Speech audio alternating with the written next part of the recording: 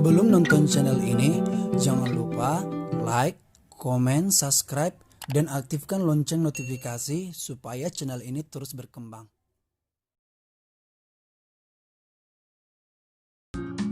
Pengertian reaksi substitusi. Reaksi substitusi adalah reaksi yang berlangsung karena pergantian satu atau lebih atom maupun gugus dari satu senyawa dengan atom atau gugus lain. Bila reaksi substitusi melibatkan nukleofil, maka reaksi disebut substitusi nukleofilik atau SN, di mana S menyatakan substitusi dan M menyatakan nukleofilik. Spesies yang bertindak sebagai penyerang adalah nukleofil. Nukleofil sebagai bahasa Lewis, yaitu spesies yang dapat memberikan pasangan elektron ke atom lain untuk membentuk ikatan. Perubahan yang terjadi pada reaksi ini dasarnya adalah suatu nukleofil dengan membawa pasangan elektronnya menyerang substrat, lalu membentuk ikatan baru, dan salah satu substituennya pada atom karbon lepas berpasangan elektronnya. Sebelumnya, pengertian substrat adalah molekul yang menyediakan karbon untuk pembentukan ikatan baru.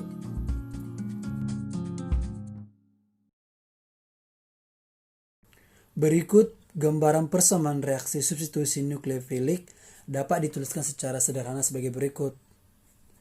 Rx direaksikan dengan Y membentuk produk Re dan anion X. Pada persamaan reaksi tersebut, nukleofil penyerang dinyatakan dengan lambang Y dan substratnya Rx. Jadi, gugus pergi adalah substituen yang lepas dari substrat yang berarti atom atau gugus apa saja yang digeser dari ikatannya dengan atom karbon. Substrat bisa bermuatan netral atau positif, sedangkan nukleofil bermuatan netral atau negatif atau disebut dengan anion. Pada umumnya, nukleofil adalah ion yang bermuatan negatif atau anion, tetapi beberapa molekul netral dapat pula bertindak sebagai nukleofil seperti H2O, CH3OH, dan lain-lain. Hal ini disebabkan karena molekul-molekul netral tersebut memiliki pasangan elektron menyendiri yang dapat digunakan untuk membentuk ikatan sigma dengan C substrat.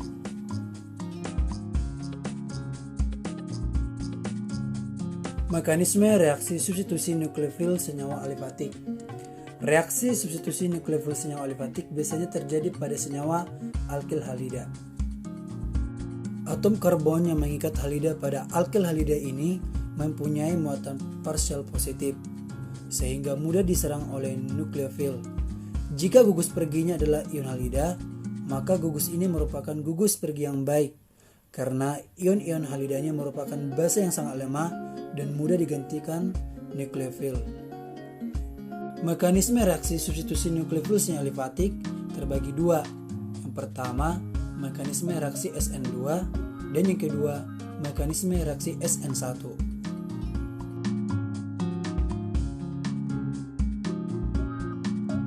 Berikut mekanisme reaksi SN2.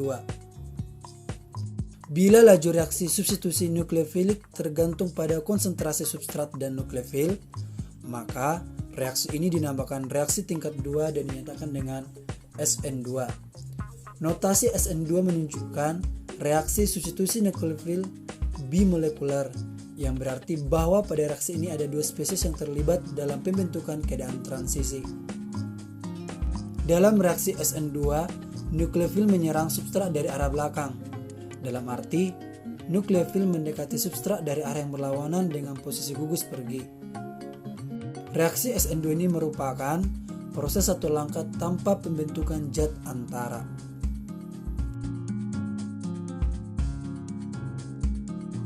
Berikut sebagai contoh mekanisme reaksi SN2 bromoetana dengan ion hidroksida membentuk produk etanol dan ion bromida.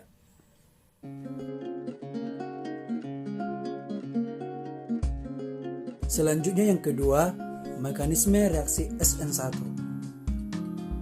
Reaksi substitusi nukleofilik yang laju reaksinya hanya tergantung dari konsentrasi substrat dan tidak tergantung pada konsentrasi nukleofil disebut reaksi SN1 atau reaksi substitusi nukleofilik unimolekuler. Reaksi SN1 terdiri dari 3 tahap. Tahap pertama, melibatkan ionisasi alkil hidrogen menjadi ion karbonium di mana reaksinya berlangsung lambat. Tahap kedua, terjadinya serangan nukleofil pada karbonium. Tahap ketiga, terjadinya deprotonasi, yaitu penyingkiran proton pada nukleofil yang terprotonasi oleh ion ataupun molekul di sekitar.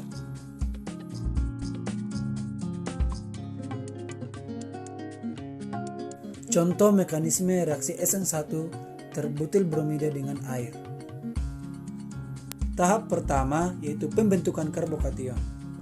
Terjadinya pemutusan ikatan CBr membentuk sepasang ion bromida dan karbokation.